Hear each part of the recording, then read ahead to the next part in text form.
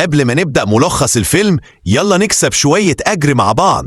صلوا على رسول الله واستغفروا الله. انت دلوقتي داخل على كليبزو، القعدة بتاعت الناس التقيلة اللي بتحب تتفرج على فيلم كامل وهي رايقة بكوباية شاي ومزاج عالي. هنا بنختصر لك الحكاية من غير ما نبوظها، ونقدم لك اللحظة اللي بخلي قلبك يدق وتقول الله، دي مش قناة، دي حكاية معمولة للعيار التقيل. زي ما بيقول عيسى الوزان، يلا بينا. في مدينة لوس أنجلوس الشرطة في وسط تبادل نار عنيف ضد 4 حرامية بيحاولوا يسرقوا بنك في منطقة لينكل هايتس.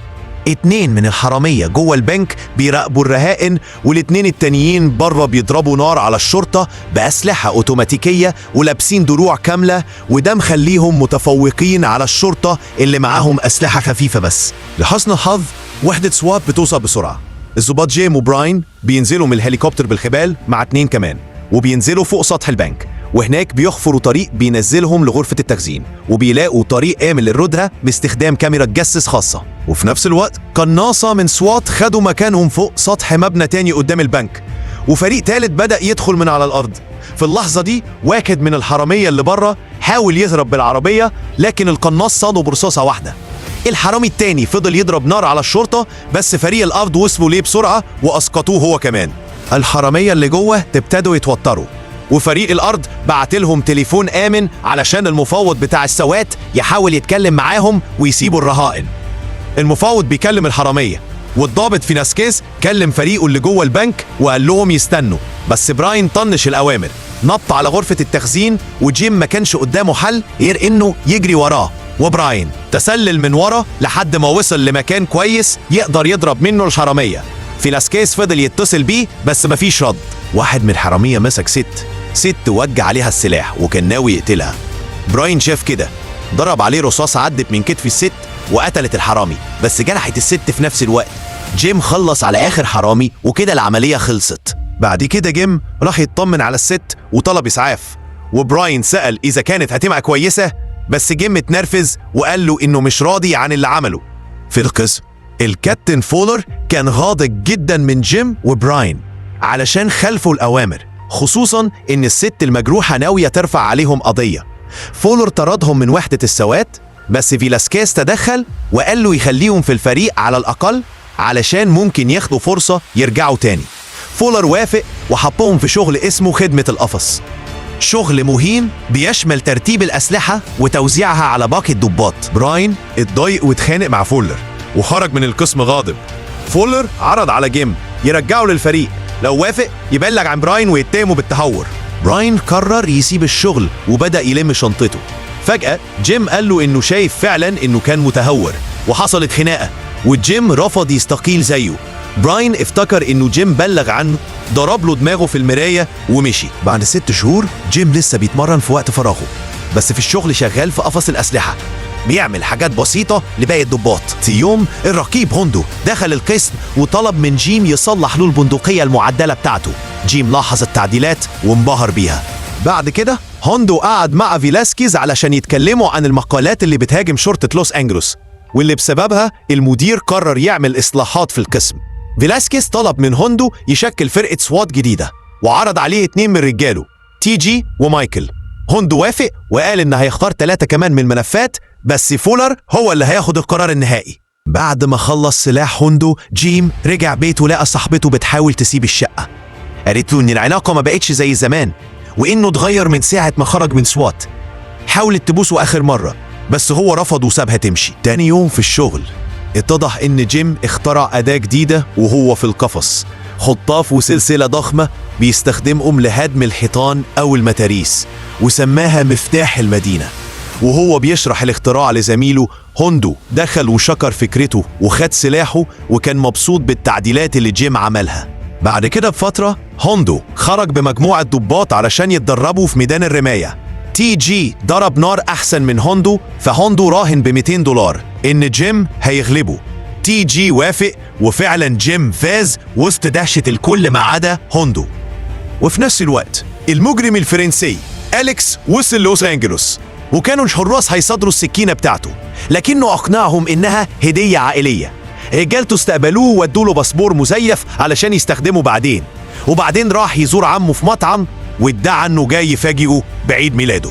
بس الحقيقة إنه كان عارف إن عمه يسرق من العيلة من فترة، وبعد ما اتعشوا سوا أليكس قتله بالسكينة. بعد ما أليكس خرج من المطعم ركب العربية لوحده، لكن اتسحب على جنب من الشرطة علشان كشاف ورا بايظ، ولأن العربية كانت باسم عمه اللي عليه أمر قبض، الشرطة قبضت على أليكس للتحقيق والتأكد من هويته. حاول يشيهم علشان يسيبوه بس منفعش، واتحبس في الزنزانة. نرجع لهوندو اللي قرر يخلي جيم السواق بتاعه النهارده، وهيدوروا سوا على أعضاء جداد للفريق. أول واحد راحوا له كان ديك، ولقوه بيجري ورا مجرم في مطاردة على رجله. هوندو وجيم انضموا للجري وفضلوا يجروا كام شارع لحد ما قدروا يمسكوا المشتبه فيه. ديك اتضايق علشان كان عايز يقبض عليه لوحده، بس لما هوندو عرض عليه انضم لفريق هدي شوية. بعد كده راحوا يشوفوا مرشح تاني، بس أول انطباع كان سيء عند هوندو لأنه نباتي، مؤدد زيادة عن اللزوم وملتزم بزيادة لدرجة ما تنفعش مع شغل الفريق. بعدها راحوا لضابط من شرطة المترو اسمه كريس، وكان قدم على سوات كذا مرة واتقبل، لكن دايما بيترفض بسبب شكاوى سوء سلوكه مع المجرمين. اتحفظت عند شؤون المباحث الداخلية. سمعوا انه في الطوارئ لقوا زميله قاعد بيحرس على واحد واخد علقة محترمة من كريس. هوندو راح يدور على كريس واكتشف انها ست واسمها الحقيقي كريستينا. فهم وقتها ان فولر غالبا كان بيرفضها علشان كونها ست، وان الشكاوى مجرد حجة، خصوصا لما كريس قالت له ان معظم الشكاوى جاية من مجرمين رجالة. اتضايقوا ان ست ضربتهم. هوندو اعجب بيها على طول وعرض عليها مكان في فريقه. بعد ما رجعوا للمقر جيم سأل هوندو هو بيشغله سواق ليه، وهل هيقولوا ليه اختاروا معاه في الجولة دي ولا لأ. هوندو سأله تحب تبقى معانا في الفريق؟ جيم اتردد وقال ان فولر مش هيوافق. هوندو سأله شهدت ضد براين؟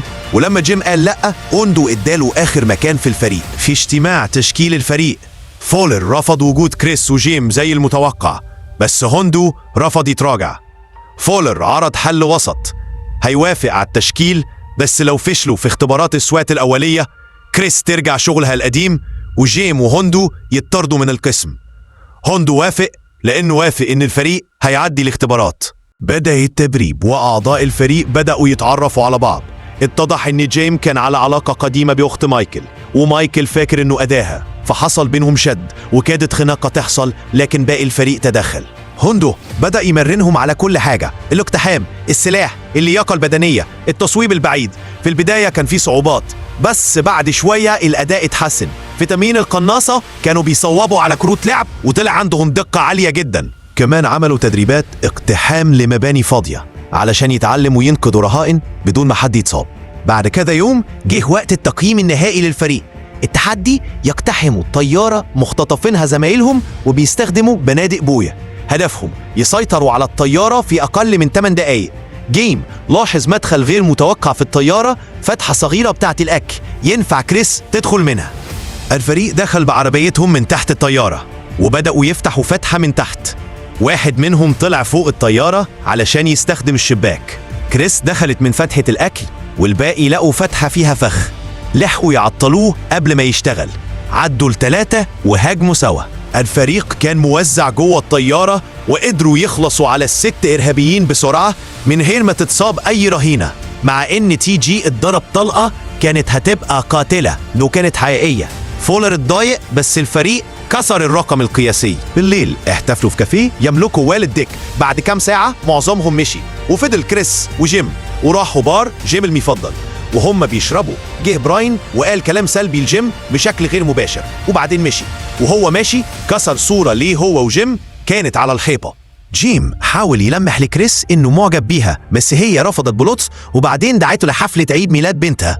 أليكس حاول يجيب محامية تدافع عنه، بس ما لقتش اي حاجة تقدر تعملها له، فتم نقله. اليوم اللي بعده الفريق كان في اجازة. تي جي خرج في ميعاد غرامي. هوندو وفلاسكيز راحوا يلعبوا جولف. ديك قضى اليوم مع اولاده. مايكل قعد في البيت مع مراته، وجيم راح حفلة عيد ميلاد بنت كريس. وكناك لعب مع العيال بندقية مية وضحكهم كلهم. لكن فجأة الكل اتقطع عليهم الاستمتاع لما جالهم نداء طوارئ. في راجل بولندي قافل على نفسه بيته وبيضرب نار عشوائية من الشباك ببندقية.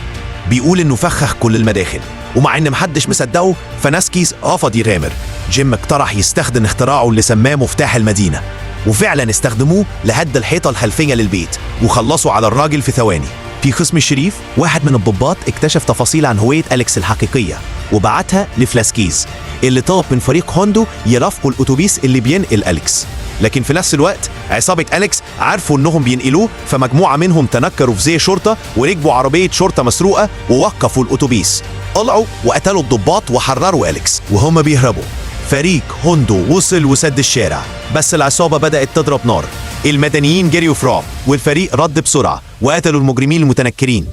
أليكس حاول يهرب بعربية الشرطة، بس الفريق ضرب عليها نار لحد ما خبطت في عربية تانية ومسكوه ورجعوه تاني مقبوض عليه. اتضح ان أليكس هارب دولي مطلوب في اكتر من 12 دولة بتهم زي القتل وتجارة السلاح وتهريب البشر. الصحافة كانت متبعة القضية لحظة بلحظة، ولما كانوا بينقلوه الزنزانة أليكس استغل الكاميرات وقال قدامهم انه هيدفع 100 مليون دولار لأي حد يخرجه من السجن. الخبر اتعاد في كل القنوات واكدوا ان أليكس فعلا معاه الفلوس، وده جد بأنظار كل المجرمين في لوس أنجلوس. فريق هوندو اتضايق لأن الموقف كده بقى أصعب، فقرروا يهربوه من فوق سطح القسم بطيارة هليكوبتر. لكن فجأة الطيارة اتضربت من قناص مش باين، فقدت السيطرة ووقعت على الأرض وانفجرت. الفريق رجع أليكس تاني جوه المبنى وقرروا خطة جديدة هيمشوه بموكب عربيات. فعلا خرجوا بعربيات وموتوسيكلات متجاهلين الناس المجانين اللي بيحاولوا يشوفوا أليكس، بس وهم معديين لقوا راجل مشرب بيعدي الشارع ببطء، ودي كانت كمين. عصابة من المجرمين هجمت، عربيات خبطت الشرطة وغيرهم فتح نار ورمى قنابل دخان. شرطي على الموتوسيكل اتقتل واتنين اتصابوا. لكن لما وصلوا لأليكس لقوا دمية. اتضح ان العربيات كانت تمويه، وأليكس فعلا بيتنقل من طريق تاني تحت الأرض لعربيات مش متعلمة بعيد عن المقر، وفلاسكيز بيراقب من فوق.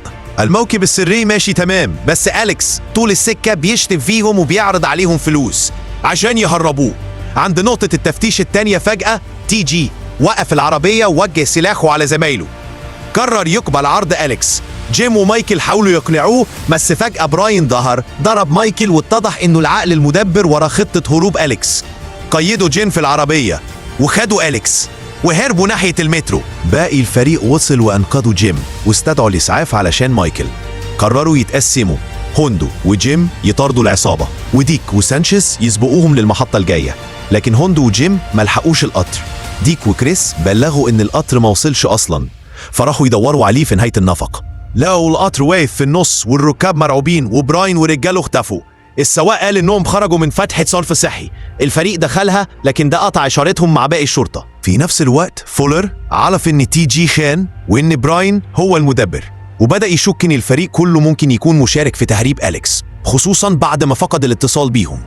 عرف ان في ممر طيران غير مصرح بيه اتولع فيه في مطار هوثورن، فبعت كل القوات هناك. والفريق لسه ماشي في مجاري الصرف بيلاحوا العصابة وسط الفران، وبراين حط لغم من نوع كلايمور مع قنابل دخان كمصيدة ليهم. وتي جي مش عاجباه الخطة دي خالص، وهم بيدوروا عليهم جيم أنقذ ديك من اللغم، وجيم ألغى مفعول اللغم اللي تي جي وبراين عملوه، بس جيم استغل لغم الكلايمور نفسه وفجر بيه الباب اللي براين وتي جي سكروه. رجع الاتصال بأجهزة التواصل، وهوندو شرح لفولر اللي حصل وطلب منه يبعت عربيات تنقلهم. لكن فولر ما بقاش واثق في هوندو وطلب منهم ينسحبوا من المهمة. هوندو تجاهل الأمر، والفريق استولى على ليموزين كانت معدية في السكة. وهم ماشيين كريس شاف الطيارة بتطير على ارتفاع واطي فوق المدينة، وفهموا ان دي خطة براين الحقيقية لهروب أليكس، وان المطار مجرد تمويه. الفريق لحق الطيارة اللي نزلت فعلا على كوبري 6 ستريت. براين ورجالته أخدوا أصحاب الطيارة كرهائن وركبوا الطيارة مستعدين للهروب. الفريق وصل بالليموزين للكوبري، واتنين من المجرمين ضربوا نار علشان يفجروا الحاجز، لكن هوندو دايس ومكمل. الشرطة بدأت تضرب نار على الطيارة علشان يوقفوها، ولما مفيش حاجة نفعت هوندو خبطها في العجل بتاعها قبل ما تقلع، فتعطلت على الكوبري. حصل اشتباك جديد بين السوات ومجموعة براين، وكريس اتصابت في كتفها. أليكس حاول يهرب، لكن ديك جري وراه على رجله وقبض عليه تاني في لحظتها. براين خرج من الطيارة وهو حاطط رهينة قدامه كدرع، وبعدها نزل بالحبل من الكوبري. جيم نزل وراه على طول. في نفس الوقت هوندو واجه تي جي اللي كان مصاب، وتي جي اعترف انه ندمان وسأله عن مايكل. هوندو قال له ان مايكل حالته مستقرة وهيقوم بالسلامة.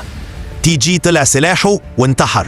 جيم نزل بالحبل على سكة قطارات، وهناك براين فجأة طعن ايده، وبعدين هجم عليه وبدأوا يتخانقوا بالإيد فوق القضبان. تبادلوا ضربات كتير، ولما القطر قرب جيم ركل براين في سكة القطر وسابوا القطر خلص عليه في لحظة. جيم رجع للفرقة فوق الكوبري وفولر جه بنفسه وبارك لهم على شغلهم العظيم، بس قال إن المهمة لسه ما خلصتش. أليكس لسه معاهم ولازم يتسلم لسجن فيدرالي. الفريق خده وركبوا عربية سوات علشان يسلموه للسلطات. بعد شوية وبعد ما سلموا أليكس بنجاح سمعوا بلاغ عن سرقة شغالة في الراديو. هوندو قال إن ورديتهم خلصت بقالها 12 ساعة، لكن الفريق كله رغم التعب وافق يطلع للمهمة الجاية.